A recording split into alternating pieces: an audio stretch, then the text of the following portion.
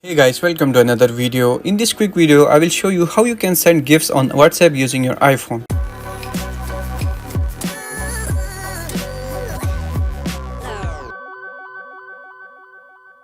So first of all, simply open WhatsApp and here just select the person which you want to send your GIF, okay? So let's say I just want to send a GIF to this person, and to send GIFs to this person, you have to simply click on this icon.